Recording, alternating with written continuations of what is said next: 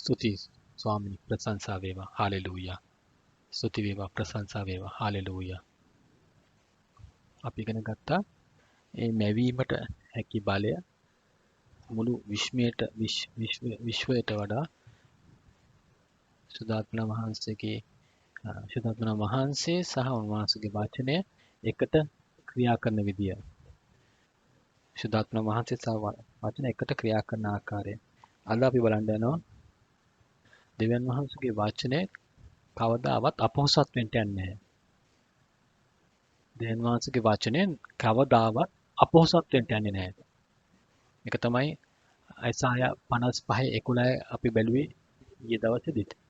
ඒ කවදාවත් ඒ උන්වහන්සේගේ අභිප්‍රාය ඉෂ්ට නොකර නැවත වාරයක් එන්නේ නැහැ. එලෙසම මා මුවින් නික්මෙන වචන මා වෙතම හිස්ව නොපැමිණෙන මාගේ අදහස් සඵල කර නියමයන් සිකුරටම ඉටු කරයි. හාලෙලූයා. සිකුරටම මාගේ නියමයන් ඉෂ්ට කරයි. උන්වහන්සේගේ වචනේ අපි ප්‍රකාශ කරනු ලැබුවම උන්වහන්සේ වචනේ ගියාම දෙවියන් වහන්සේ ආශා කරපු ක්‍රියා කරන්නට අවශ්‍ය දේ ක්‍රියා කරනු ලබනවා. එය සෑම විටම දෙවියන් වහන්සේ එවනු ලබූ ඒ නියමය සහමුලින්ම ඉෂ්ට කරනු ලබනවා. ඒකේ තේරුම තමයි මම උන්වහන්සේගේ වචනය කෙරේ මට සම්පූර්ණයෙන්ම විශ්වාස කරන්න අවශ්‍යයි. විශ්වාස කරන්න පුළුවන්. දෙවියන් වහන්සේ මට ඒකාන්තයෙන්ම උන්වහන්සේ මට ස්ථාවරයක් දෙනවා. උන්වහන්සේගේ වචනය සෑම විටම උන්වහන්සේගේ වචනය නියම කරපු දේ අපේ ජීවිතේට ප්‍රතිලාභයක් දෙන බව.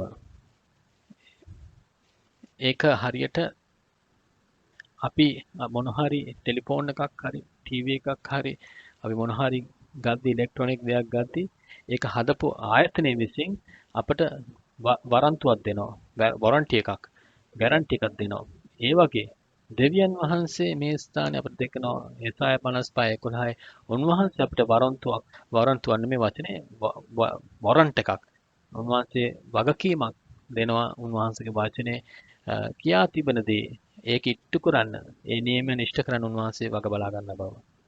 යේසුස් වහන්සේත් අපි දකිනවා අලුත් කිවිසුමේ මේ සත්‍යතාවය ගැන උන්වහන්සේ කතා කර තිබෙනවා. යොහාන් 6:66 සඳහන් කරනවා. යොහාන් 6:66 යොහාන් 6:66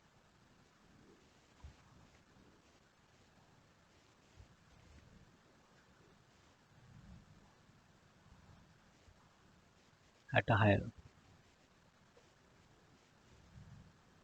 මේ නිසා එවක් පටන් උන්වහන්සේ ශ්‍රාවකයන්ගෙන් බොහෝ දෙනෙක් පසුවී තවත්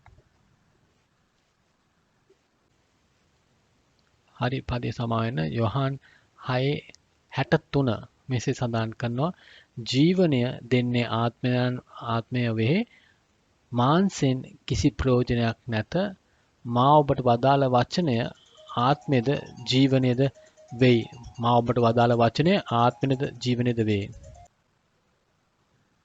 ඔබට කතා කරපු ලද වචනය ආත්මයත් ජීවනයත් යේසුස් වහන්සේ කියා සිටියා. ඒ කියන්නේ උන්වහන්සේ කියා සිටියා උන්වහන්සේගේ වචනය දෙවියන් වහන්සේගේ වචනය නිකන් පොතක ලියලා තිබෙන දේවත් නැත්නම් නිකන් අහකාසට නිකන් හුලකට කතා කරන දේවත් නෙමෙයි. එය තුල දෙවියන් වහන්සේගේ ජීවනය ඒ ගැබ් වෙලා තිබෙනවා. උන්වහන්සේගේ ආත්මය ඒ තුල රැඳලා තිබෙනවා. ඉතින් මතක තබා ගන්න දෙවියන් වහන්සේගේ කතා කරනු ලබන වචනය ආත්මයේද ජීවනයේද ඒ තුල ආත්මය වහන්සේ තිබෙනවා ජීවනය තිබෙනවා. ඒක තමයි හේබ්‍රු 12:4 සඳහන් කරනු ලබන්නේ. එය ජීවමානයි ක්‍රියාශීලී උන්වහන්සේගේ වචනය බලවත් ඒ තුල බලය තිබෙනවා ඒ තුල ක්‍රියා කිරීමට හැකියාව තියෙනවා ක්‍රියා කරවන්න හැකියාව තියෙනවා මුවහත් ඉතාමත් බලවත් කොයිම නමුත් දෙමුහත් කඩුවකට වඩා ප්‍රාණයත් ආත්මයත් මම කියවොත් වචනේ දෙවියන් වහන්සේගේ වචනේ ජීවමානය ක්‍රියාශීලිය දෙමුහත් කඩුවකටත් වඩා තියුණුය. ආත්මෙද ප්‍රාණෙද සන්ධි ඇටමිදුළු වලින්ද වෙන් කරන්න තරම් විනිවිද යන්නේය. සිතේ සිතවිලි අරමුණු විමසන්නේය. මේ ස්ථානයේ ක්‍රියාශීලී කියන්නේ බලය තිබෙනවා. ක්‍රියා කරන්න හැකියාවක් තිබෙනවා. බලය තිබෙනවා වෙනස් කරවන්නට. අලුත් දේවල් ඇති කරවන්නට බලය තිබෙනවා. හරියට උදාහරණයක් ගත්තොත් අපි පර්වතයක් තිබෙනවා නම් ඒ පර්වතය කඩන්න අපි මොකද කරන්නේ? ඩයිනමයිට් පාවිච්චි කරනවා. ඉතින් මොකද බලය කරේ? මේ බලය ප්‍රතිඵල ඇති කරවන්න බලහත්කාරයෙන් ගල කඩනවා. ඒ වගේම ඔබගේ ජීවිතයේ යම් දෙයක් වෙනස් කරන්න අවශ්‍ය නම් මොකද්ද ඔබට අවශ්‍ය වන්නේ? බලය සහ ජීවනය. දෙවියන් වහන්සේගේ වචනය ඔබේ ජීවිතයේ බලය තිබෙනවා. ඔබට මනසේ යම් ශල්‍ය කර්මයක් කරන්න අවශ්‍ය නම් කිසිම දොස්තර කෙනෙකුට ලෝකයේ බෑ මනස ශල්‍ය කර්මයකට භාජනය කරවන්න. මොකද මනුස්සයන් මොලේ ශල්‍ය කර්මයකට භාජනය කරයි. උන්ට බෙහෙත් දෙන්න පුළුවන්. නමුත් කාටවත් බෑ මනසට ශල්‍ය කර්මයක් දෙන්න. නමුත් දෙවියන් වහන්සේගේ වචනයට හැකියාව බලය තිබෙනවා මනසට පවා ශල්‍ය කර්මයක් දෙන්න. ඒ උන්වහන්සේගේ වචනය කොතරම් තියුණුද? ඒකට හැකියාව තිබෙනවා. ඒ තිබෙන්නා වූ සංදි ඇටමිදුළු වලට පවා යන්න එතරම් තියුණුවක් ඒ වචනය තුල තිබෙනවා. විනිවිද යන්න හැකියාව තිබෙනවා. මතක තියාගන්න උන්වහන්සේගේ වචනේ ජීවමානයි. ඒ තුල ජීවනය තිබෙනවා. උන්වහන්සේ තුල ක්‍රියාශීලීතාවයක් තියෙනවා. උන්වහන්සේගේ හැකියාව තියෙනවා විනිවිද යන්න. ඒ වචනයට බලය තිබෙනවා. මිනිස්සෙගේ පෞද්ගලත්වය, මිනිස්සෙගේ ඇතුළාන්තයට, මනසට, ප්‍රාණයට, ආත්මයට ඇතුල් වෙන්න ශාරීරික ශරීරයට පවා ඇතුල් වෙන්න හැකියාව තිබෙනවා. උන්වහන්සේගේ වචනේ අදාළ කරන ඕනම තැනක් ඒ සෑම විටම ප්‍රතිඵලයක් ගෙන දෙන්න සාතිකයක් තමයි තිබෙන්නේ. උන්වහන්සේට ප්‍රශංසා වේවා. හalleluya. ස්තුති ස්වාමිනී. ස්තුති ස්වාමිනී. ස්තුති මගේ දෙවි පියාණනි. ශුද්ධ මහෞතම දෙවි පියාණනි ඔබ වහන්සේට ස්තුති කරනවා. ඔබ වහන්සේ මේ සත්‍යතාවය අපට උගන්වන නිසා යේසුස් වහන්සේගේ නාමයෙන් ඔබ වහන්සේගේ වචනේ ජීවමානයි. එය තියුණුයි. කොයිම නමුත් දෙමුහත් කඩුවකට වඩා තියුණුයි. ඒක ස්වාමිනේ අපේ මනසට අපගේ ස්වාමිනේ නොතේරෙන නොදකිනා වූ ස්ථානවලට යන්ට ස්වාමිනේ අපි නොදන්නා වූ දේවල් තුළ ගොස් ස්වාමිනේ අපගේ ජීවිතේ තිබෙනා වූ ස්වාමිනේ වැරදි සිතුවිලි ස්වාමිනේ තිබෙනා වූ අමිහිරි අත්දැකීම් සිතුවිලි මකා දමලා ස්වාමිනේ හැකියාව තිබෙනවා. දැන් යේසුස් ක්‍රිස්තුස් වහන්සේගේ නාමයෙන් ක්‍රියා කරන්න දෙවියන් වහන්සේ මැව් ආකාරයෙන්ම ක්‍රියා කරන පිණිස ඔබ වහන්සේ ක්‍රියා කළ මැනව.